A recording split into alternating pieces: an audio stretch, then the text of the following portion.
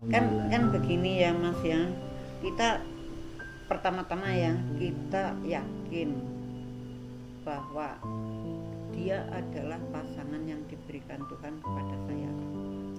Dalam perjalanan rumah tangga tentu ada rasa tidak puas, wah kepingin yang ini, yang itu, yang ini, yang itu, sambil dipikir kalau aku yang itu belum tentu aku seperti ini. Terus akhirnya kan ada keputusan, memang Tuhan memberikan dia pasangan aku karena aku berkarakter seperti ini dan dia karakter seperti itu. Jadi yakinlah kayak adik-adik itu mungkin ketika sudah berkeluarga ya seperti itu harusnya gitu ya. Kan ceritanya kan saya tulang rusuknya. Nah, kalau saya macam-macam nanti dia sakit. Apa iya? Terus dia kalau mau macam-macam sama tulang rusuknya ya dia sakit kan seperti itu.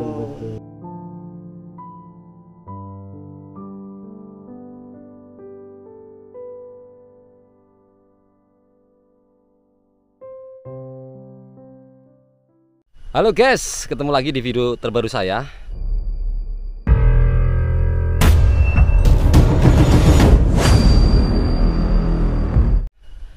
Jadi di video kali ini saya datang lagi ke rumahnya Bu Penny yang ada di tengah-tengah hutan Banjarnegara. Jadi suasana pedesaannya atau suasana di sini tuh sangat asri, sejuk dan indah sekali teman-teman. Ya seperti halnya di mana gitu ya. Jadi Ibu Penny dan Pak O itu pasangan yang sangat harmonis, menua bersama di tengah-tengah hutan. Ya seperti ini. Oke, daripada penasaran buat semuanya jangan lupa bantu share, subscribe, like-nya. Kita lanjut video terbaru saya di rumahnya Bu Penny yang ada di tengah-tengah hutan Banjarnegara.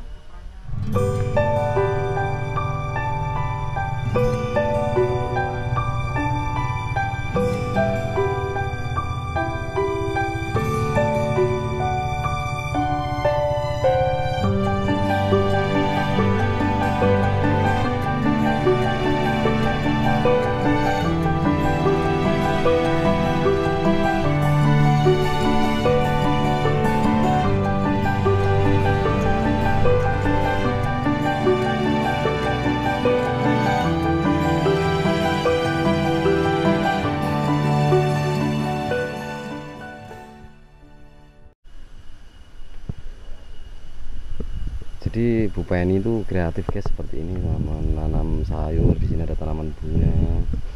Pokoknya di sini asri banget ya. Ini anginnya kenceng ya. Seperti ini.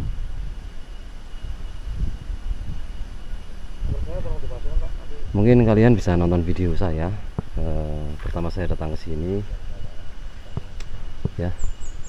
Dia ngobrol-ngobrol sama Bu Penny.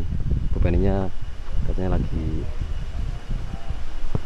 mandi tadi ya. Kita sepil halaman belakangnya, kita ngulang video lagi nggak apa-apa kan? Iya ya.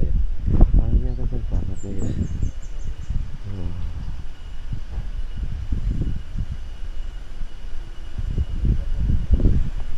Dan ini anaknya Ibu Penny, Bapak Nedin namanya, itu memproduksi madu klenceng ya teman-teman.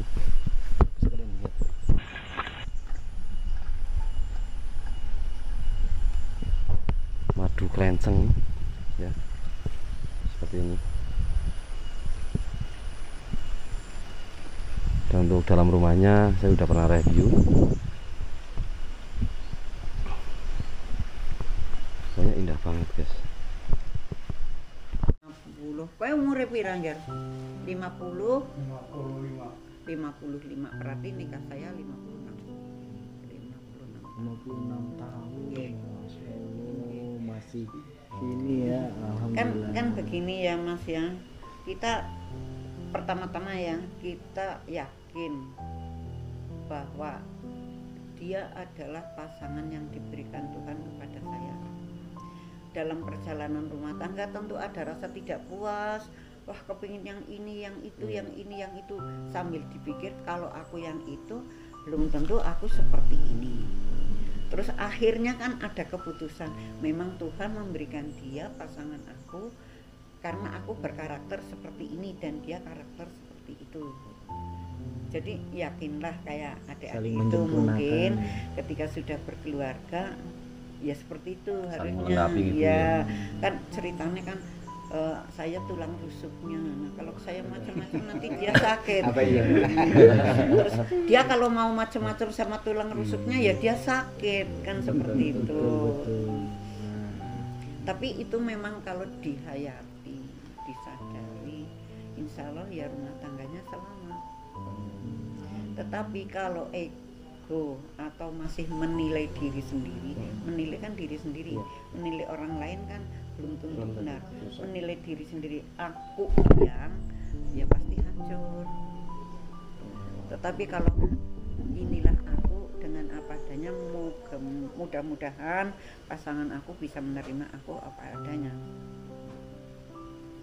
Dan untuk itu aku juga belajar menerima pasangan aku apa adanya. Dengan kata apa adanya kan tidak boleh ngenyang. Kok suami aku gini ya, harusnya seperti itu kan ngenyang namanya, menawar-nawar. Nah ketika menawar-nawar itulah awal dari ketidakberesan satu. Nah, Bu Penny tinggal di sini udah berapa lama? Setelah pensiun saya baru dan rumah ini kosong juga Ibu? Ya sempat kan rumah ini kan peninggalan mertua lah, mertua ya, peninggalan mertua. Tanah Perdikan ini juga peninggalan mertua. Jadi tanah ini kan katakan tanah Perdikan ya, namanya Perdikan itu tanah yang dibangun oleh seseorang untuk menjadi suatu tempat tinggal.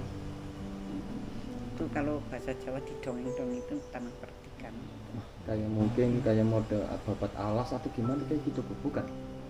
Ya dulu konon sih kebun orang tapi kurang nggak terawat karena berbatasan dengan hutan kan, banyak babi hutan, banyak, jadi banyak pengrusak lah. Jadi nggak dipelihara sehingga harganya kan murah.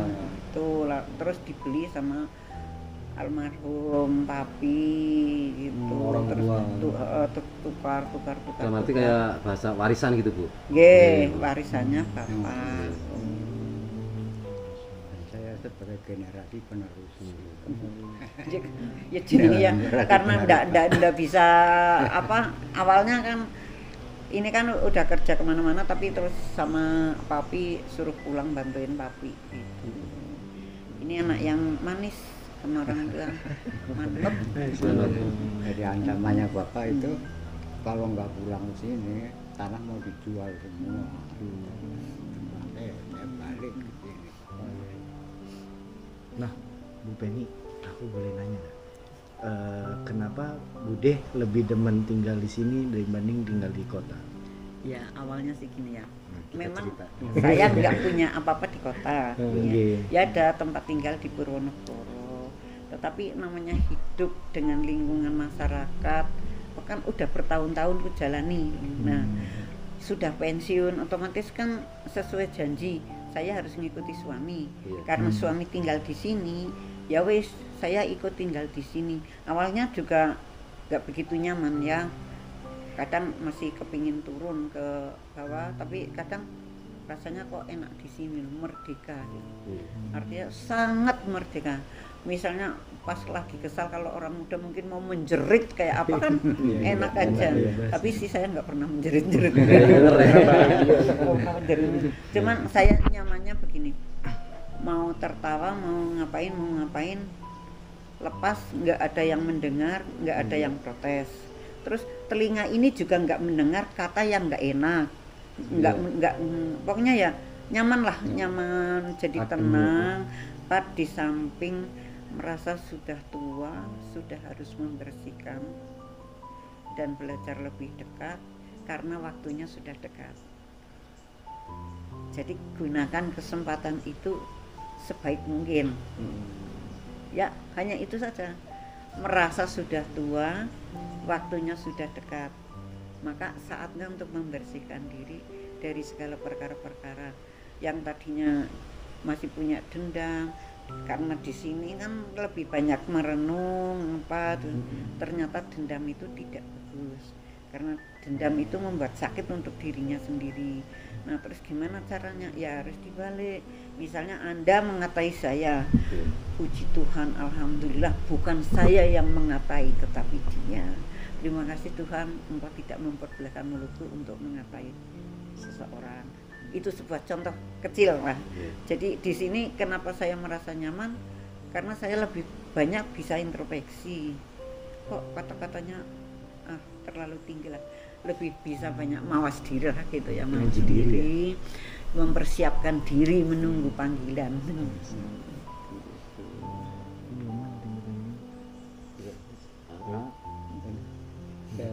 Nah, Bude, satu lagi Bude. Kan dulu katanya di sini sebelum ada rumah ya, pas udah ada rumah ya, jadi tempat persembunyian ya Bude. Bukan persembunyian lah istilahnya. Kalau menyebutnya persembunyian berarti penjajah ngomong. Salah berarti ya. Tetapi persinggahan lah. Persinggahan. Ya almarhum Papi itu kan membangun ini kan dari tahun yang saya dengar ceritanya ketika tahun 48 itu di sini sudah tempat pengungsian. Saudaranya Papi yang di Jakarta, berarti Pak D ya, keluarganya Pak D yang di Jakarta semua mengungsi di sini gitu ketika tahun 47-48. Kalau Belanda mengatakan itu zaman clash.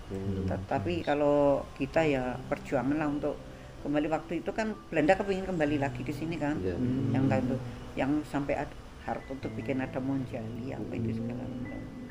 Nah, di sini sempat untuk singgah tentara. Ceritanya gitu, ceritanya di rumah ini. Ya rumahnya kan udah pindah-pindah. Oh, pindah-pindah. Iya, jadi dulu di sebelah sana di mana. Awalnya juga dulu rumahnya pakai ijuk ya. Iya. Pakai ijuk. Pakai lalang itu. Oh, lalang. Ijuk. Yang dari pohon aren itu loh. Tuk. Ya. Tuk. Sapuduk.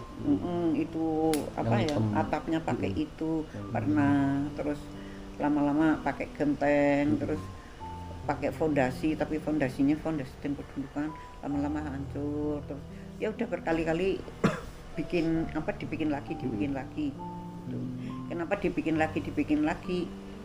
Karena ya mungkin nyaman lah mungkin karena anak cucu keluarga semua kan mau pulang ke kampung, pulangnya tuh ke sini, ndak punya kampung. Kan Papi kan aslinya orang Banjar, kan bukan kampung. Mami orang tuanya Purwokerto, kan bukan kampung. Di sini kan kampung, di pinggir hutan lagi. Jadi mungkin mereka tetap mempertahankan di sini gitu. Nyaman ya.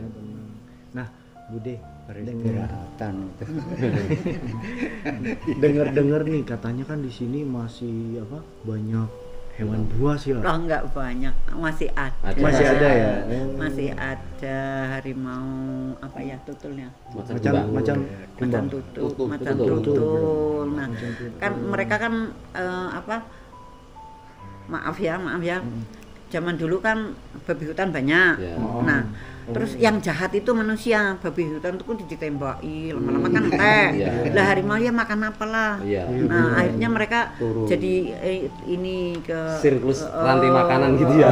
Cari ya. Nah, cari yang mudah kan ada kolam ikan itu di atas. Nah, kolam ikan itu buat tampungan air untuk kincir. Ya, untuk menghidupkan kincir. Nah, kalau kincirnya hidup kan airnya surut. Nah, ikannya kan gampang itu macan makan. Jadi ya kita bilang silahkan Mbah makan. Masa kita mau ngelawan dia enggak nih dong. Jadi ya harus ikhlas-ikhlas aja. Tapi emang sejuk ya Bu dia tinggal di sini. Ya begini, sejuk luar dalam. Yang jelas di sini nggak punya uang nggak ada yang tahu. Tapi kalau di kampung nggak punya uang ada yang tahu. Kalau dia nggak jajan, artinya nggak punya uang. Di sini kan nggak punya uang nggak ada yang tahu, benar. Nah Budi kalau dari hasil makan? Yang untuk makan ya dari yang sayur misalnya dari lingkungan yang ada saja gitu. Bertanam ya.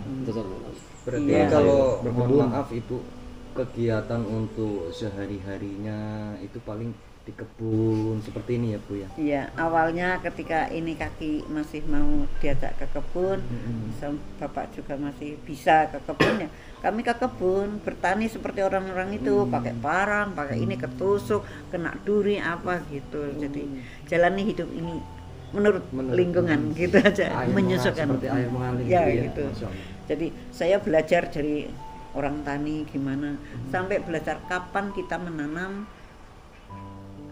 cuaca bagaimana yang mendukung, kami belajar dari mereka. Jadi oh nanti musim durian berarti kalau sekarang cuacanya seperti ini, musim duriannya mundur. Jadi ya belajarlah, belajar kan tak henti ya sampai kapan pun. Nah kalau untuk penghidupan kami awalnya dari penghasilan salak. Salak. Yang di samping kami sini. Nggih, salak itu kan tumbuhan yang paling menghasilkan sebenarnya karena bisa dipanen 1 bulan 2 kali. 1 bulan 2 kali ya. Namun harganya lama-lama hancur. Mungkin karena kurang paham tentang ya kayak tadi itu siklusnya. Nah, di sini salak pondok maka terus kita punya saudara di Sumatera misalnya, nggawa bibite, lama-lama di sana banyak. Ya kita di sini mau jual kemana? Iya. Nah, akhirnya harganya jatuh. Sekarang harganya jatuh. Dulu kan pernah berjaya tuh cengkeh. Ya. Nah, tapi terus dihancuri Mas Tommy apa gimana ceritanya, terus nggak laku gitu. Terus bercengkeh langsung terus salak pondok ya Mas ya. Salak pondok sekarang udah nggak laku lagi. Tapi tenaga saya juga sudah mulai rapuh. Anak-anak muda itu pada berpikir mau alih ke tanaman kayaknya durian, apokat, terus apa kalau di sini. Tapi sih pernah ada ponakan nawarin ini apa nanam anggur. Tapi saya bilang ya kalau sendiri mungkin harganya jadi mahal. Tapi karena itu makanan dipetiknya ketika masak lah ya orang berubah jadi monyet. Sing nandur sing metik-metik. Jadi kan gini ya kalau Anda itu masih sendiri misalnya, yang namanya jodoh itu ada di dalam rasa, bukan di dalam mata. Kalau mata itu kita melihat yang cantik luarnya ya, yang cantik yang gimana, yang aduhai gitulah pokoknya kayak cocok sama. Tetapi kalau dengan rasa tidak harus cantik, ngerasa nyaman. Rasa nyaman. Jadi ngerasa nyaman dengan itu cewek dan nyaman dengan keluarganya. Insya Allah itu baik. Tapi kalau sudah ada unsur itu cantik, orang tua aku nggak setuju, atau ada salah satu keluarga yang tidak setuju, itu tidak nyaman dalam perjalanan rumah tangga. Terus kalau pertanyaannya itu kapan dapat? Pasti dapat di dalam doa. Apa yang kamu harapkan dari Tuhan untuk dirimu, Tuhan pasti memberi. Tetapi kita tidak berhak mendikte Tuhan. Itu bagi yang mau milih ya. Rumah. Ya. Belum ada yang beli. Jadi kita memilih pasangan hidup itu bukan dari mata tetapi dari rasa. Jadi walaupun dia cantik, kita sudah akrab lama, kita ngerasanya tidak nyaman, jangan paksakan. Karena rumah tangga ini sekali untuk seumur hidup. Apalagi kalau ada anak-anak, jangan karena ego kita anak jadi korban. Itu akan membuat Memori. Jadi ya kesan yang kurang baik, yang nanti kedepannya mempunyai jiwa yang kurang baik. Terus negara ini itu kan negara itu kan terdiri dari kecil banyak ya. Satu orang nggak baik, nah nanti dua orang lagi. Nah ini negara ini kan jadi tidak baik ke depannya. Itu kan berawal dari rumah tangga, dari lingkup itu kan. Bagaimana digembor-gemborkan begini-begini, kalau dari rumah sendiri si anak sudah membawa sesuatu yang tidak baik. Memori tidak enak. Yeah. Oke lah, apalagi ada yang mau ditanya? Mama. Sama-sama Udah, deh. aku izin keliling boleh? Keliling rumah. Ya boleh. Mau lihat-lihat. Monggo. Di sini ada gazebo ya, saung seperti ini. Dan di sini ada tempat duduk juga. Ya pokoknya bagus banget guys. Dan di sana ada juga buat duduk-duduk ngopi-ngopi. Yang di sini tuh kebun.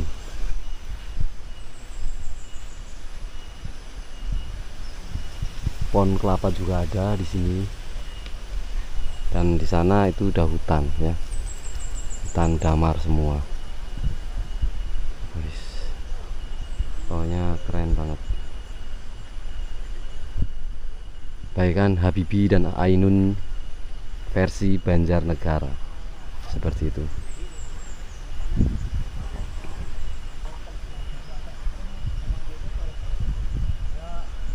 Oke guys, mungkin videonya udah cukup ya. Video saya berkunjung lagi ke tempatnya Bu Penny juga Pak O yang rumahnya ada di tengah-tengah hutan atau di ya bisa dikatakan di tengah-tengah hutan. Jadi seperti ini suasananya enak sekali teman-teman. Dan banyak pelajaran yang saya dapat dari keluarga Bu Penny ya. Terima kasih buat semuanya. Jangan lupa bantu share, subscribe, like-nya. Saya Story Pulang undur diri dari kota Banjarnegara. Assalamualaikum warahmatullahi wabarakatuh.